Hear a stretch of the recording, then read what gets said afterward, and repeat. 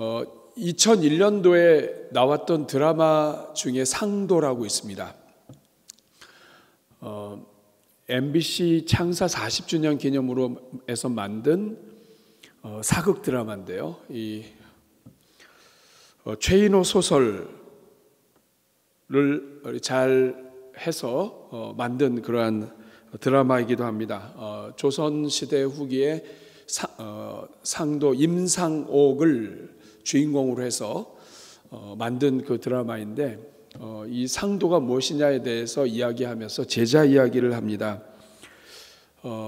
상도가 뭐냐? 상도는 그러니까 상인의 진정한 상인의 도리를 따르는 사람은 이윤을 많이 남겨서 돈을 많이 버는 게 그게 상도가 아니다. 상도는 뭐냐 하면 돈을 벌어서 사람을 키우는 것이다. 또 더 일을 할 수 있는 제자를 키우는 것이다. 이제 이런 말을 합니다. 이 세상에 어디든지 사람을 키우지 않으면, 사람을 세우지 않으면 그 어느 단체든 기업이든 무엇든지 간에, 나라든지 간에 그 존속될 수가 없습니다. 가정도 마찬가지죠.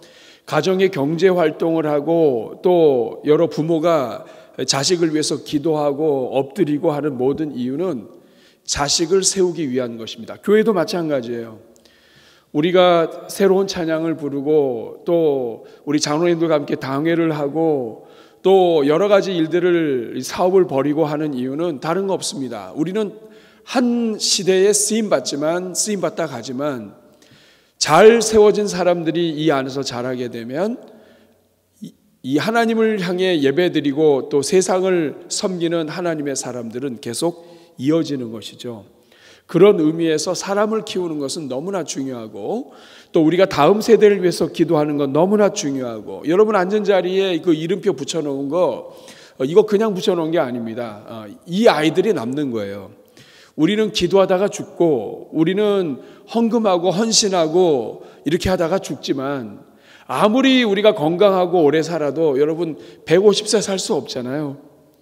그러면 149세에 하나님 우리를 부르신다 하더라도 결국에는 누군가는 남게 되어 있는 거예요. 그런 의미에서 저는 여러분들의 집안에 주신 자녀들 잘 남게 되기를 주님의 이름으로 축복합니다. 그리고 여러분 가정에 주신 그 손주들 또 자녀들 하나님께서 시대의 일꾼으로 세워주시기를 축복합니다. 무엇보다도 여러분들의 가정에 주신 자녀들 살아계신 하나님을 믿고 예수 그리스도 안에서 구원받아 하나님의 영광의 도구들이 다 되기를 주님의 이름으로 축복합니다. 그런데 여러분, 우리가 이렇게 사람을 세우려면, 사람을 남기려면, 상도도 사람을 남기는데 하나님의 일꾼, 더군다나 예수 그리스도께서 하늘과 땅의 권세를 주시고 가서 온 모든 나라 민족으로 가서 제자를 만들어서 제자를 남기라고 하셨는데, 도대체 우리가 남겨야 될 제자는 어떤 제자인가, 누가 참 제자인가 하는 것을 오늘 이 본문을 통해서 알려주고 있습니다. 누가 참 제자가 될 수 있는가? 오늘 본문은 사실 말을 뒤집어서 이야기해 부정적인 문으로 씁니다. 이런 사람은 제자가 될 수 없다. 그렇지만 이 말을 다시 뒤집으면 이런 사람이 제자가 될 수 있다라고 하는 표현이 됩니다. 오늘 이 본문, 짧은 시간이지만 진정한 제자가 누구인가, 누가 참 제자인가 하는 것을 함께 나누면서 내가 참 제자로 서기 위해서 내가 어떤 부분을 하나님 앞에 더 드려야 하는가 하는 것을 살펴보고 우리가 그런 사람들을 세워가는 교회로 함께 달려가면 좋겠습니다. 먼저 우리가 성경을 보면서 제자라고 하는 말이 나오면 이 제자는 성도가 있고 제자가 있고가 아니에요. 제자는 성도의 다른 말입니다. 그러니까 예수님을 믿는 모든 사람들은 제자예요. 그러니까 예수님께서 말씀하셨습니다. 너희는 모든 민족으로 제자를 삼으라 그랬습니다. 이 말은 뭐냐면 복음을 전해서 이들을 구원받은 하나님의 백성이 되게 하는데, 이 구원받은 하나님의 백성을 다른 말로 예수님의 표현으로 하면 그게 제자예요.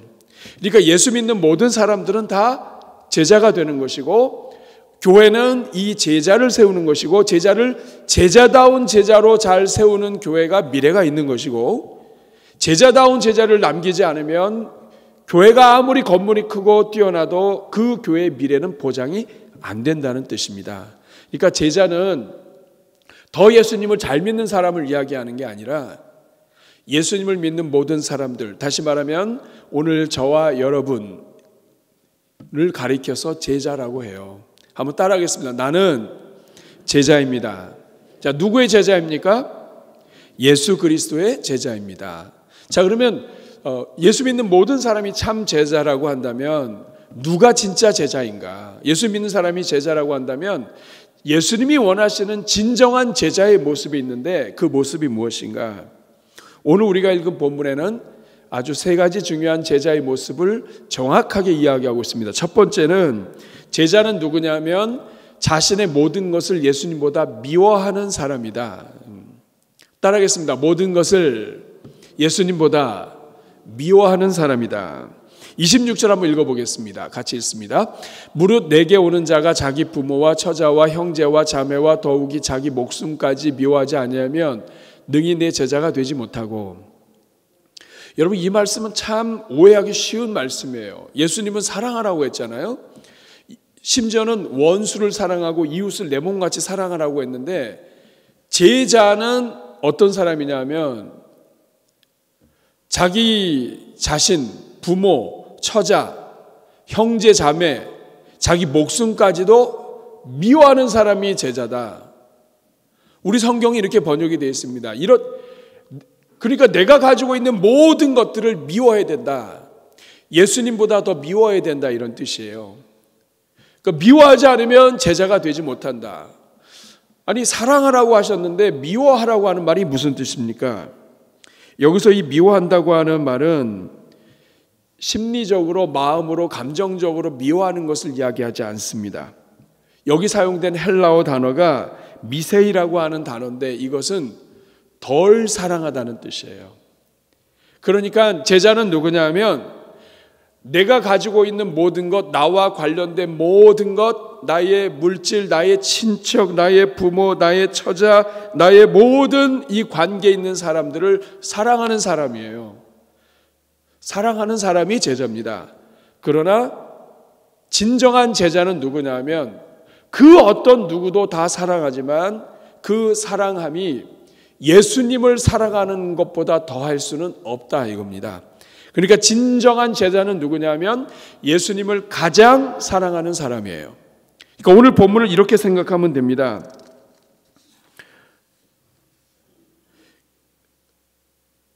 자기 자신과 처자와 부모를 미워하고, 이 말은 예수님 입장에서 보면 예수님을 더 사랑하는 거예요.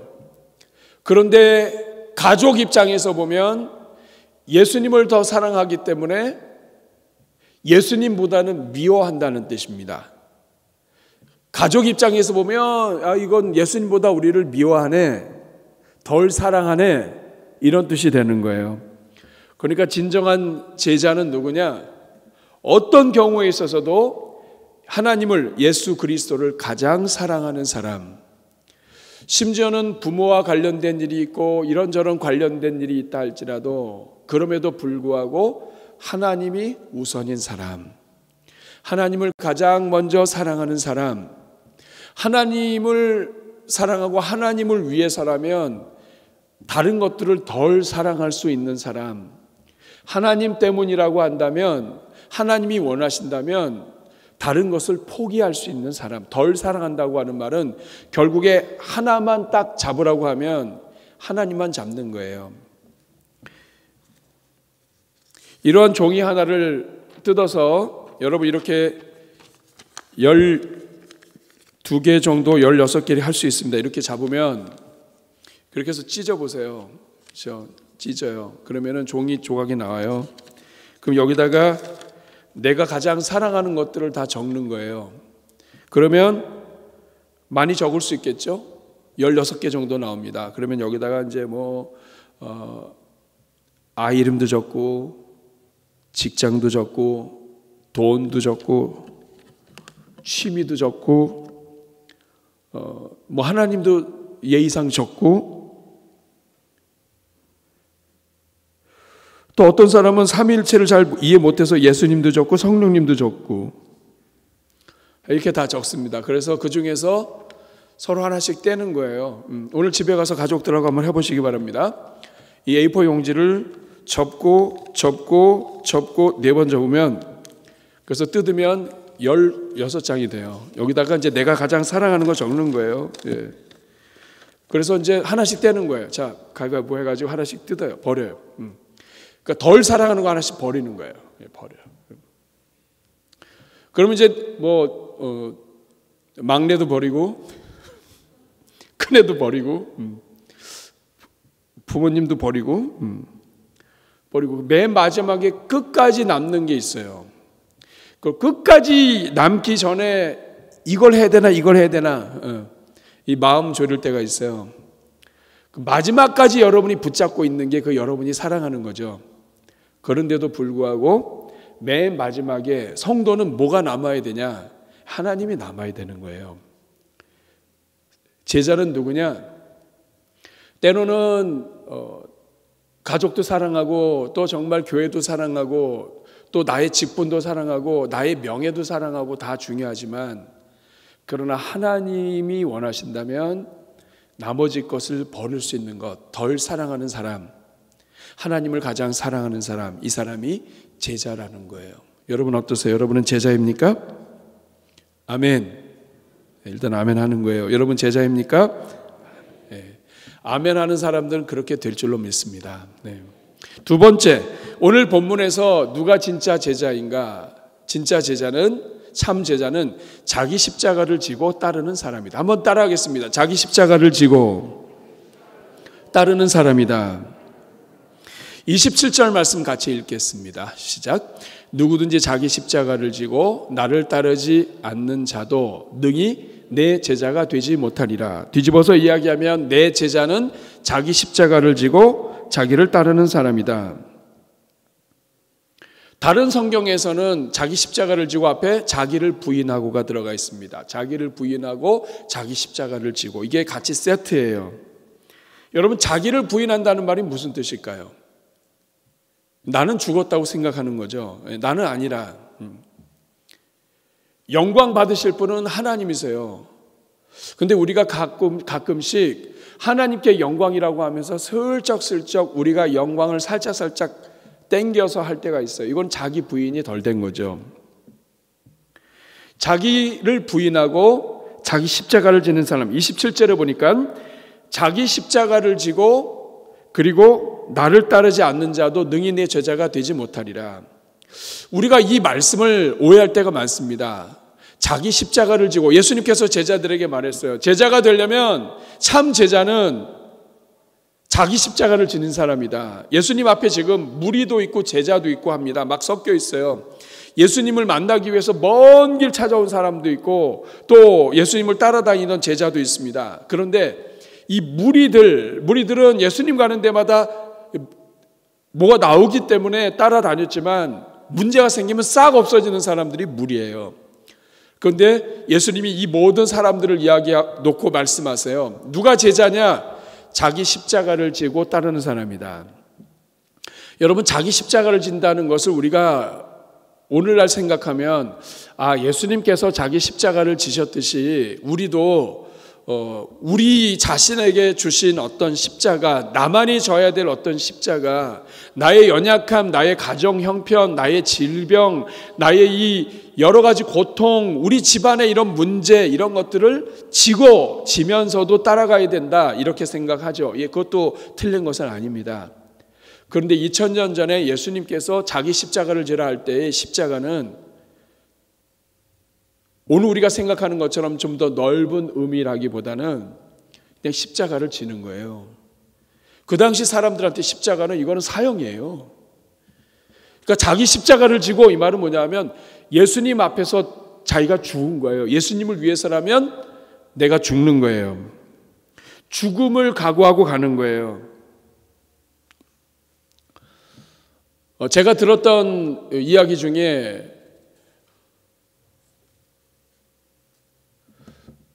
직장인 연구소를 섬기셨던 우리 방성기 목사님, 그 목사님이 유학 때 얘기하신 게 있었습니다. 뭐냐면 제자가 누구인가에 대해서 이야기를 하는데 이 교수님이 온몸으로 강의를 하는 거예요. 여러분, 제자가 누구입니까? 제자는 예수님을 위하여, 예수님 때문에 예수님과 함께 죽은 사람입니다. 그러면서 누워버리는 거예요. 교수가 강의하다가 누워버리는 거예요. 죽었다 이 말이에요. 제자는 누구야? 죽었다. 저도 여기서 지금 누굴까 싶어요. 예수는 죽었다. 그래서 이렇게 예수님을 믿는다는 것, 제자가 된다는 것은 죽은 것이다. 그러나 그러면서 이제 예수님 안에서 어떤 일을 해야 될지, 사역을 해야 될지 이런 거 얘기할 때 또 일어서는 거예요. 그러니까 주님이 원하시는 일을 할 때는 일어서고요. 그 다음에 또 죄에 대해서, 허물에 대해서, 또 문제에 대해서, 인간의 연약함에 대해서 얘기할 때는 또 누워버리는 거예요. 그러니까 죄에 대해서는 죽고 의에 대해서는 살고 하나님의 영광을 위해서는 살아서 움직이지만 내 자아와 내 욕심과 내 허물에 대해서는 죽은 것이 제자다. 이거를 온몸으로 가르치는 거예요. 여러분, 이것이 바로 갈라디아서 2장 20절입니다. 내가 그리스도와 함께 십자가에 못 박혀 죽었다. 제자는 누구냐? 죽은 사람이에요. 죽었다고 하는 말은 자기가 없는 거예요. 예수 그리스도와 함께 죽고 그리고 예수 그리스도와 함께 산 사람이 제자다. 그러니까 내 영광을 드러내거나 하나님의 영광을 나타내는 척하면서 내가 살짝 영광을 가로채거나 또 나의 명예를 위해서 막 움직이거나 내가 죽지 않기 위해서 다른 사람을 죽이거나 이런 것들은 참된 제자가 아니라는 거죠. 제자는 누구냐? 죽은 사람이다. 예수님께서 십자가를 지시고 묵묵히 짊어지신 것처럼 예수 그리스도 안에서 각자에게 주어진 그 환경 속에서 나 자신은 죽고 하나님은 살고, 나는 죽고 주는 살고, 주는 살고 나는 죽고.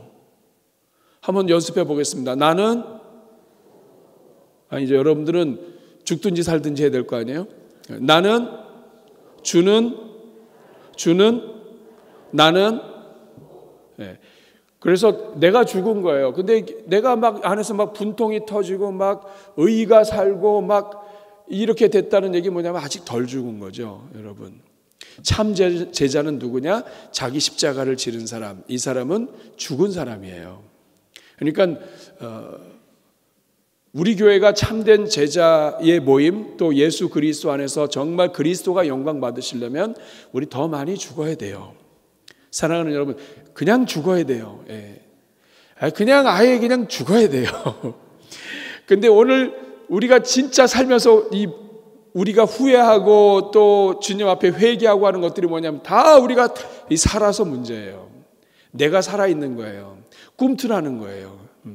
내가 가만히 있으니까 이 가만인 줄 안다고 그러면서, 이러니까 이 예수님이 영광 받는 게 아니라 우리가 그 영광을 가로채는 거예요. 사랑하는 여러분, 우리도 오늘 집에 가셔서 그렇게 하면 좋겠습니다. 부부싸움 하거나 정말 신경질나면 누워버리세요. 여보, 다시 한번 얘기해봐. 다시 한번 얘기해봐. 화가 나거나 감당할 수가 없거나 정말 우라통이 터지면 그냥 그 자리에서 누워버리세요. 집안에서 부부싸움 하다가 그냥 누워버리세요. 그냥 전화하다가 열받으면 누워서 받으세요. 나는 죽고 주는 살고. 제자는 누구냐? 자기 십자가를 지는 사람이에요. 죽은 사람이에요. 예수님을 가장 사랑하는 사람. 그래서 다른 것들을 미워한다고 느껴지는 사람. 사실은 사랑하지만 예수님을 너무 사랑하기 때문에 예수님을 사랑하는 측면에서 보면 상대방의 입장에서는 자기를 미워한다고 느낄 정도의 이 표현을 예수님이 쓰셨어요. 그만큼 예수님을 사랑하는 사람. 누가 제자입니까? 죽은 사람이에요. 자기의 정과 욕심을 십자가에 못 박았느니라. 사도 바울이 뭐라고 얘기합니까? 나는 죄인 중에 괴순이라. 나는 죽었다. 나는 날마다 죽노라. 여러분, 사도 바울이 이렇게 얘기했어요. 나는 날마다 죽노라. 사도 바울이 날마다 죽을 정도 되면 우리는 시간마다 죽어야 돼요. 나는 시간마다 죽노라. 세 번째, 누가 참 제자인가? 제자는 자기 소유를 버리는 사람입니다. 한번 따라하겠습니다. 자기 소유를 버리는 사람이다. 33절 같이 읽겠습니다. 시작. 이와 같이 너희 중에 누구든지 자기의 모든 소유를 버리지 아니하면 능히 내 제자가 되지 못하리라. 제자 되기 참 어려운 것 같죠? 예수님 사랑하라는 건 어떻게 하면 해볼 수 있는데 죽으라고 하는 것도 그냥 누워버리면 되니까. 그런데 이 세 번째는 좀 어려운 것 같아요. 자기 소유를 버린다. 누구든지 자기 모든 소유를 버리지 아니하면, 이 버린다고 하는 말은 포기한다는 뜻입니다. 이 말은 뭐냐면 예수님을 위해서라면 하나님의 나라와 하나님의 영광을 위하여 이 모든 물질과 자기의 모든 소유를 아깝게 생각하지 않는 사람이어야 한다는 뜻입니다. 그러니까 제자는 누구냐?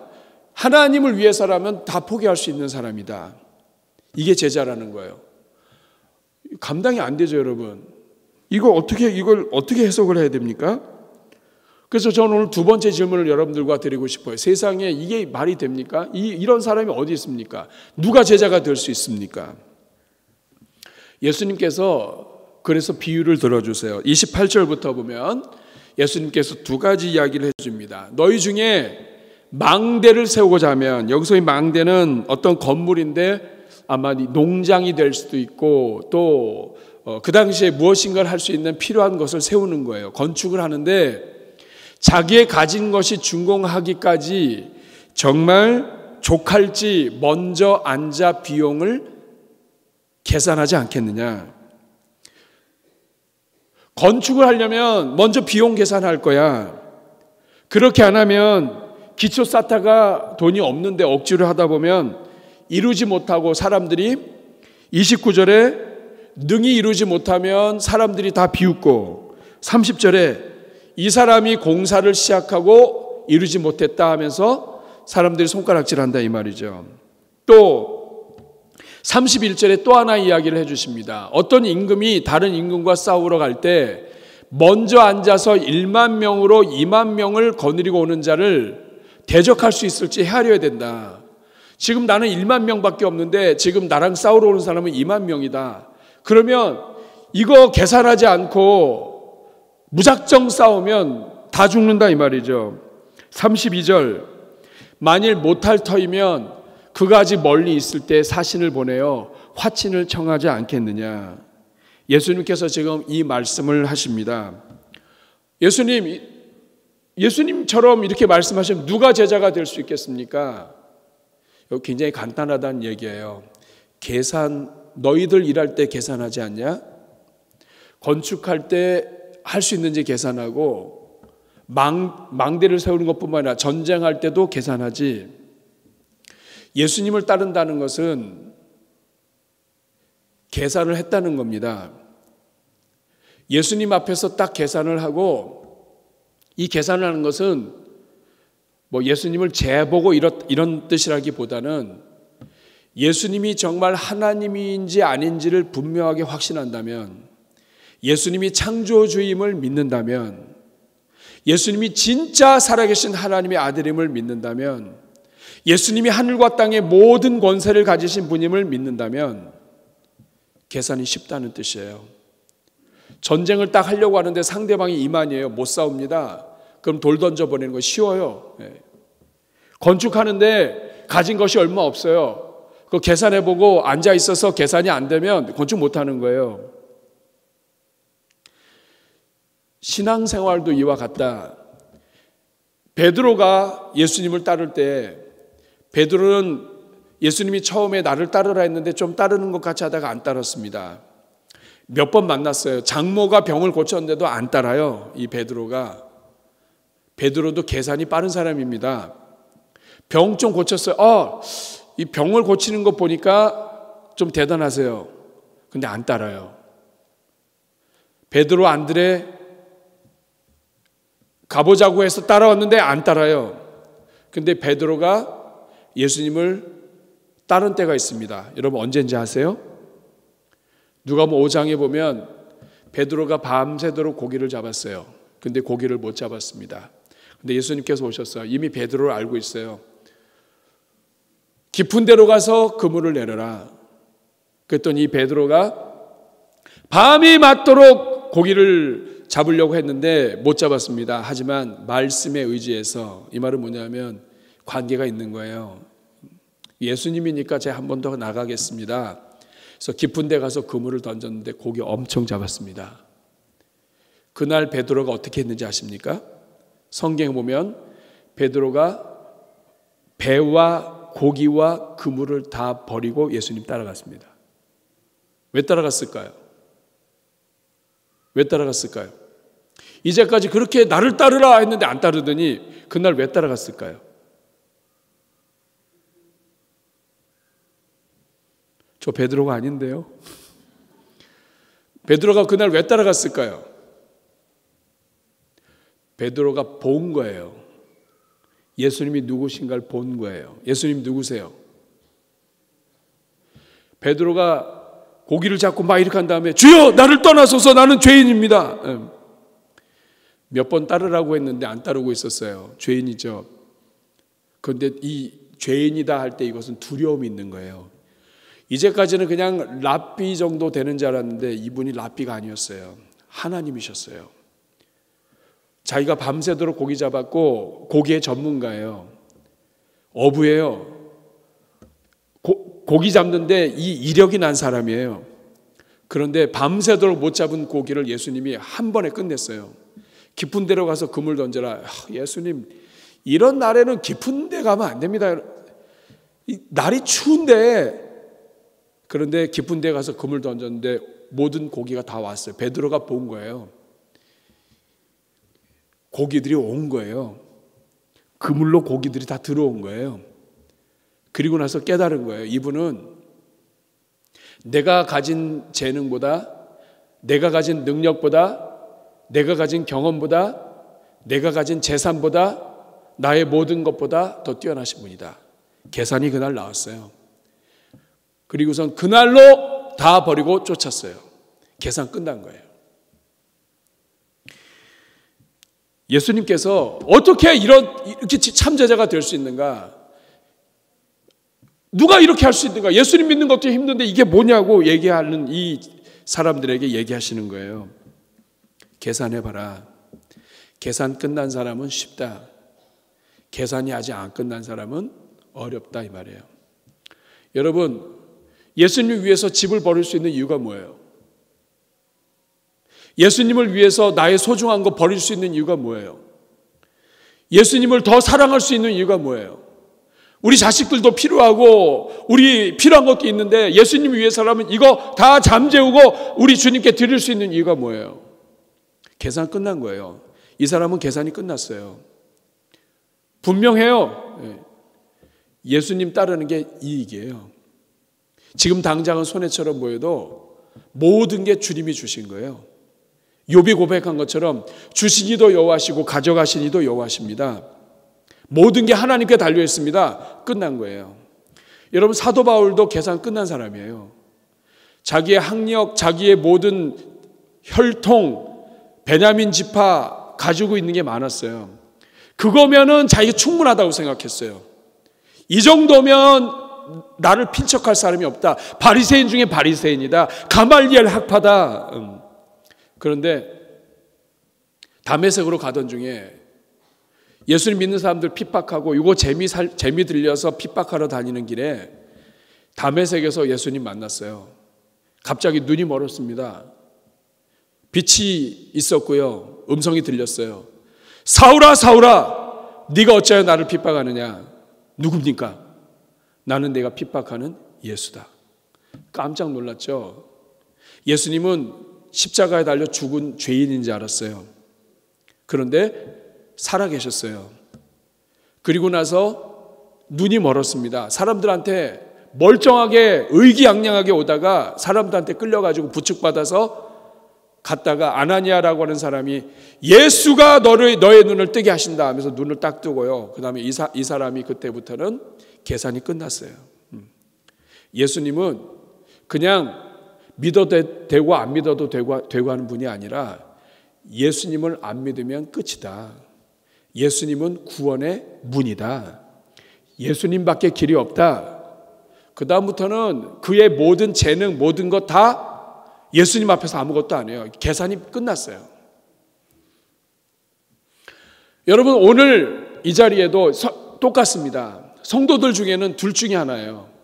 계산이 끝난 성도가 있고 계산 중인 성도가 있어요. 계산이 안 되는 성도들이 있어요. 그러니까 자기가 자꾸 계산해 가는 거예요. 이게 예수님을 해야 되는지 아니면 이걸 해야 되는지. 이 사람은 갈등이 많아요. 신앙생활 하면서 갈등이 많아요. 늘 왜 꼭 이런 식으로 해야 되는가? 항상 갈등이 많아요. 손해보는 것 같아요. 근데 계산 끝난 사람은 깨끗합니다. 왜냐? 예수님 말씀 따르는 게 이익이에요. 계산이 끝난 거예요. 여러분, 아브라함도 계산 끝난 사람입니다. 집안에 우상을 만들던 집안에 있었는데 우리 하나님이 부르셨어요. 내 집을 떠나서 아비 고향 본토 친척 집을 떠나서 내가 네게 지시하는 땅으로 가라. 따라갔습니다. 그리고 거부가 됐어요. 계산 끝났어요. 나중에 아브라함에게 이야기합니다. 네 아들을 바쳐라. 두말하지 않고 그날 다음날 새벽에 일찍 일어나서 아들 데리고 모리아 산으로 갑니다. 그리고 하인들 혹시라도 얘네들이 딴짓할까 봐 하인들 밑에다 놓고 아들만 데리고 장작 짊어지고 갑니다. 아들이 물어봐요. 장작도 있고 다 있고 뭐 칼도 있고 뭐 다 있는데 아버지 그 양이 없네요. 아버지가 아마 속으로 얘기했을 거예요. 네가 양이다. 그래서 같이 올라가는 거예요. 계산 끝났습니다. 하나님이 달라고 하시면 그냥 내 생각에 이해가 안 돼도 하나님 이유가 있는 거예요. 그리고 하나님은 내가 생각하는 것보다 나를 더 사랑하시는 분이에요. 나의 모든 지혜보다 뛰어나신 분이에요. 내가 아무리 머리 써도 안 되는 거 하나님이 하시면 끝나요. 이 아브라함은 이걸 경험했어요. 애굽에 가서 자기 살려고 바둥하면서 이 여인은 내 부인이 아니라 내 누이입니다. 이렇게 온갖 수단을 다해서도 결국 위기 가운데 있었지만 하나님이 살려주세요. 이거 여러분 경험하고 나서 이 아브라함 계산 끝났어요. 아들 바치라고 하니까 제자입니다, 제자. 하나님보다도 더 미워하는 거예요. 하나님 이 가족을 아들을 미워하는 거예요. 미워한다는 게 말이 됩니까? 사랑하죠. 정말 사랑하죠. 이 아들 몇 살에 얻은 아들인데요. 그런데 하나님보다 미워하는 거예요. 그래서 그냥 그 아들 죽이려고 하니까 하나님이 딱 멈추시게 하잖아요. 이제 내가 너의 마음 믿음을 알겠노라. 그 뒤로 이 아브라함이 믿음의 조상이 됩니다. 여러분, 제자는 누구냐? 계산이 끝난 사람이에요. 계산 끝나야 돼요. 예수님을 믿으면서 예수님 믿는 게 나의 모든 것보다, 나의 알고 있는 지식보다, 내 경험보다, 나의 과거보다, 나의 어떤 경륜보다, 나의 경험보다 이 예수님이 뛰어나다는 것을 인정하지 못하면 그 사람은 제자답게 살지 못합니다. 세 번째 질문입니다. 왜 우리는 참 제자가 되어야 되는가? 34절 35절 같이 읽겠습니다. 시작. 소금이 좋은 것이나 소금도 만일 그 맛을 잃으면 무엇으로 짜게 하리요? 땅에도 거름에도 쓸데없이 내버리느니라. 들을 귀가 있는 자는 들을지니라. 왜 우리는 참 제자가 되어야 되느냐? 애매하게 있으면서 계산을 아직도 하고 있으면 안 되느냐? 34절 다시 보시면 소금이 좋은 것이지만 소금이 아무리 좋은 것이라 할지라도 그 맛을 잃으면, 맛을 잃었다고 하는 말은 섞였다는 걸 이야기해요. 소금 덩어리는 소금으로만 존재해야 되는데 여기에 섞인 거예요. 내 경험도 들어가고 내 생각도 들어가고 그 사해바다와 이런 쪽에서 소금을 할 때 이 광물이나 이런 것들이 많이 섞인 거예요. 그러면 맛을 잃어요. 맛을 잃었다는 얘기는 짠맛을 제대로 못 낸다는 뜻이에요.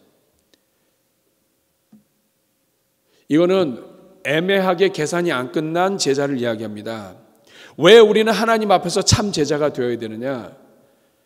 우리는 소금인데 소금이 내 생각, 내 마음, 내 경험 또 이것저것 다 섞어서 존재하다 보면 짠맛을 잃고 짠맛을 잃게 되면 그 다음에 35절에 땅에도 거름에도 쓸데가 없어서 결국에는 버려진다.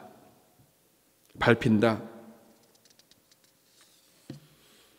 다시 말하면 하나님 앞에서 계산이 끝나고 하나님만 전적으로 붙잡은 예수 그리스도만 붙잡은 제자는 맛을 가졌어요. 이 사람은 하나님 앞에서는 엎드렸지만 세상에서는 이깁니다. 맛을 가졌기 때문이에요. 부패를 방지해요. 그런데 맛을 잃은 소금은 하나님 앞에서는 내가 사는 것 같아요. 이것도 가지고 있고 내 것도 가지고 있고 하나님도 적절히 믿고 있는 것 같아요. 그런데 이 사람은 세상에서는 버림당합니다. 왜냐하면 짠맛을 잃었기 때문이에요. 왜 우리가 참 제자가 되어야 되느냐? 그래야 이 세상 속에서 제자답게 살고 그래야 이 세상을 이깁니다. 그래야 이 세상 속에서 쓰임받는 거예요. 맛을 잃었다는 얘기는 쓸데가 없다는 뜻이에요. 가정에서든 어디든지 하나님 앞에서 태도를 분명하지 않으면 제자로서 분명한 참 제자가 되지 않으면 이 사람은 맛을 잃어서 버림받는다는 뜻이에요. 어느 게 유익입니까? 계산 끝내셔야 됩니다. 하나님 앞에서 하나님이 우선이에요. 하나님이 원하시면 다른 거 아까워하시면 안 돼요. 하나님은 아브라함을 시험하듯이 여러분 시험하십니다. 이 시험에서 여러분 잘 이기셔야 돼요. 하나님 외에는 소망이 없습니다. 우리 주님이 주인이십니다. 주님이 모든 것의 주인이십니다. 내가 움켜져도 하나님이 뺏으면 다 없어져요. 이거 고백하는 사람은 하나님 앞에서 움켜지지 않습니다.